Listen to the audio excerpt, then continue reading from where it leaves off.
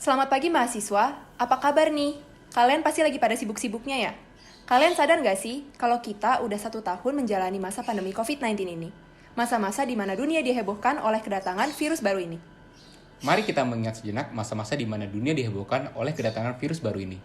Sejak kasus pertama pada tanggal 2 Maret 2020 hingga saat ini, pergerakan COVID-19 masih dinamis. Mari kita simak lebih lanjut.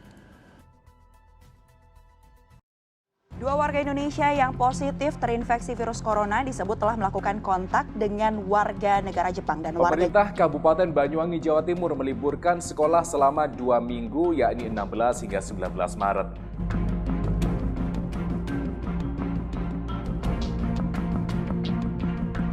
Pemerintah akhirnya resmi mengumumkan varian virus COVID-19 asal Inggris B117 telah menginfeksi warga Indonesia.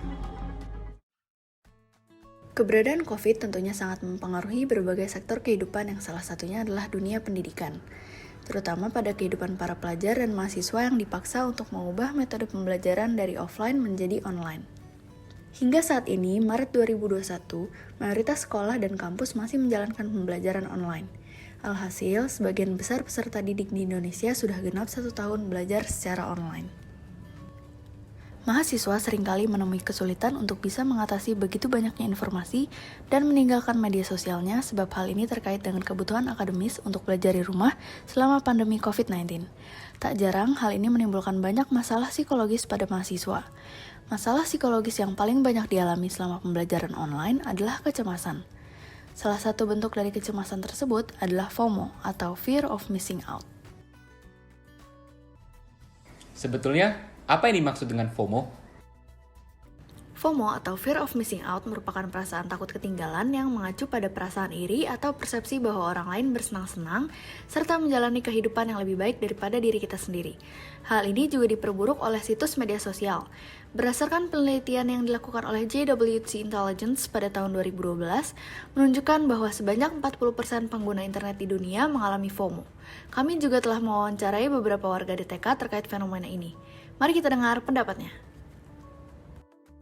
Apa sih yang kakak ketahuin terkait FOMO ini? Itu merupakan suatu gangguan kayak kita kecemasan atau kita tuh merasa dalam tanda petik itu galau ketika kita itu nggak mengikuti tren atau sesuatu hal yang lagi happening sekarang. Kalau menurut gue sendiri sih kayak suatu keadaan atau sindrom di mana seorang tuh ngerasa kayak cemas atau ada ketakutan berlebih gitu apabila dia nggak mengetahui atau nggak up-to-date terhadap hal-hal di sekitar dia.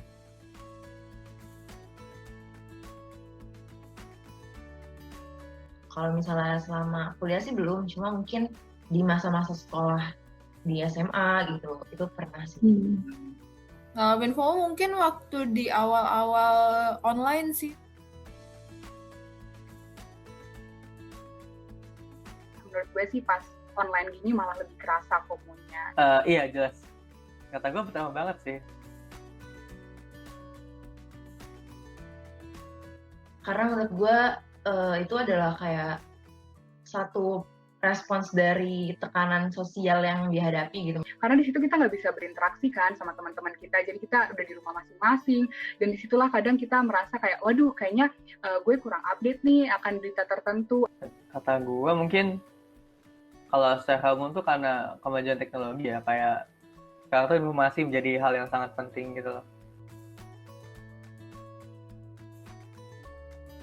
Ngerasa kayak nggak nyambung gitu sama apa yang lagi diperbicarakan saat itu sama teman-teman gitu. Kayak contohnya itu adalah ketika kita ngelihat teman-teman kita misalnya lagi sibuk lomba, terus kadang kita mikir, waduh kok kita enggak ya, kita nggak tahu tentang lomba itu misalnya.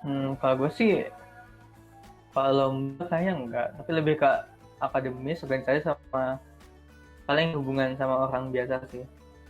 Paling pas lagi pabrikan, seminar itu juga kayak ngerasa di seminar sih. Soalnya seminar kan antar satu sama lain kita nggak terlalu tahu progresnya. Jadi kayak orang lain tuh udah nyampe mana ya progresnya gitu sih paling.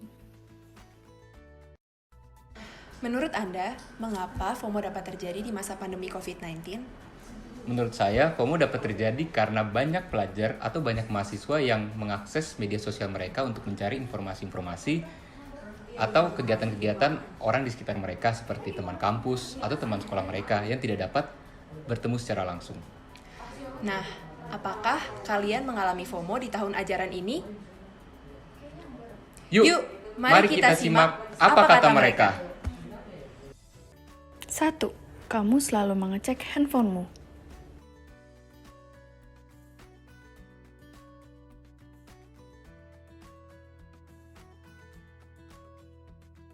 2. Kamu selalu ingin tahu kehidupan orang.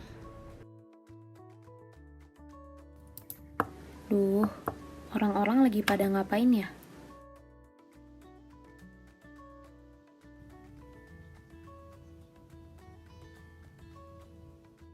3. Selalu mengatakan ya bahkan di saat kondisi tidak memungkinkan.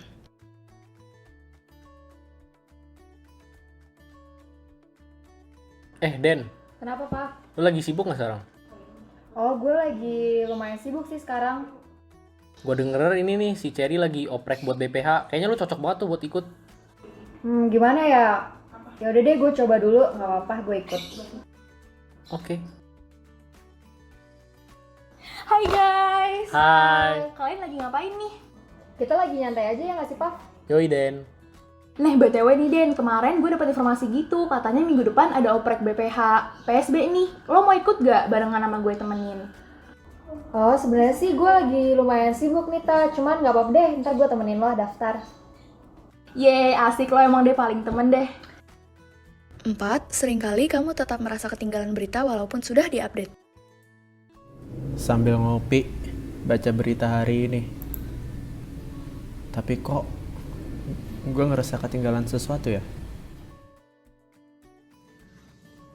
5. Kamu merasa bahwa selalu tertinggal dari orang lain. Duh, orang-orang tugasnya udah pada selesai tapi gue malah belum ngerjain sama sekali.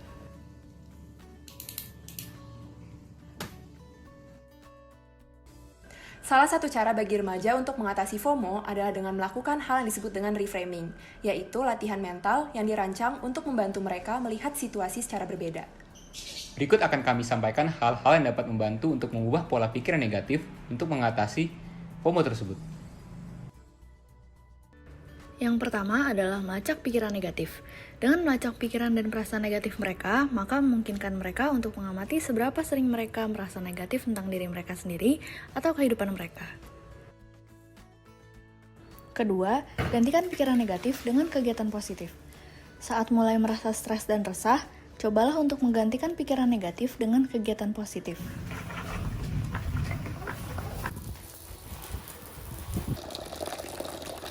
Contohnya adalah dengan mencuci mobil. Selanjutnya adalah mematikan ponsel secara terjadwal. Mematikan ponsel menjadi solusi alami FOMO yang harus diiringi dengan melakukan kegiatan produktif lainnya. Kemudian, be realistic about availability. Duh, jadwal gue padat banget tapi gue malah nerima tawaran mereka. Gue gak bisa nih kayak gini terus. Gue harus berani untuk nolak di saat gue emang gak bisa. Kayak gue akan chat mereka sekarang.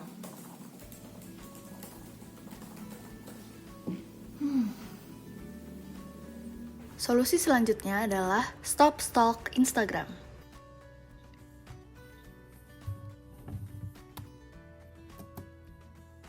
Dan yang terakhir adalah practice mindfulness.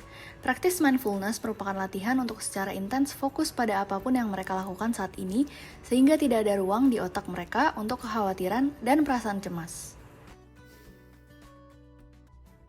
Nah, gimana nih teman-teman? Apakah penjelasan mengenai FOMO yang baru saja kita paparkan membantu kamu untuk mengenal FOMO dan mencari solusinya? Atau apakah kamu ternyata salah satu orang yang baru menyadari bahwa kamu terkena FOMO?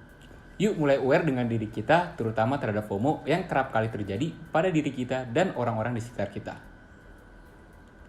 See you guys!